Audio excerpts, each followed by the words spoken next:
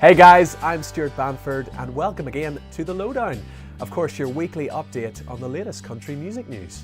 So first up, the nominations have been announced for this year's CMA Awards. Chris Stapleton leads the pack with 5 nominations in total, including Album of the Year for From a Room Volume 2, Single and Record of the Year for Broken Halos, Male Vocalist of the Year, and the big one of course, Entertainer of the Year, though he faces particularly stiff competition in that category from the likes of Kenny Chesney, Luke Bryan, Jason Aldean and Keith Urban.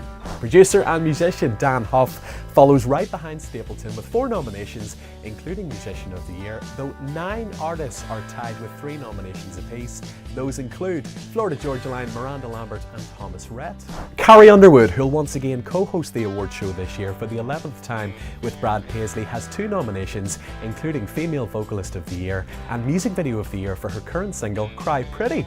Now, like last year, a lot of country music fans have taken to social media to express their disappointment at the overall lack of females being acknowledged in the categories, particularly for Entertainer of the Year.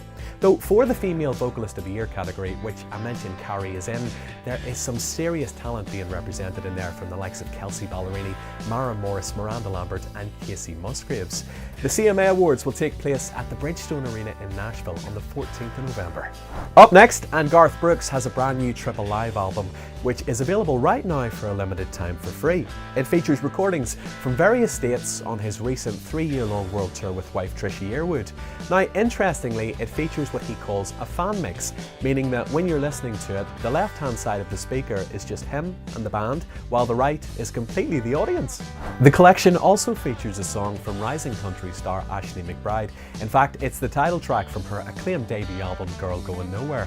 Brooks' version remains faithful to Ashley's, simply changing the title to Boy Going Nowhere. Fans can download the album at ticketmaster.com/GarthBrooks using the code GarthTripleLive. Now, his last live album, Double Live, was released in 1998 and became the best-selling live album in US music history. And finally, Reba McEntire is to return for a 2nd year as the host of the CMA Country Christmas, a 2-hour musical celebration which airs over the holiday season. This year's lineup will include the likes of Tony Bennett, Martina McBride and Brad Paisley. That's you up to date. I'm Stuart Bamford. I'll be back next week with more country music news for you. This, of course, was the Lowdown.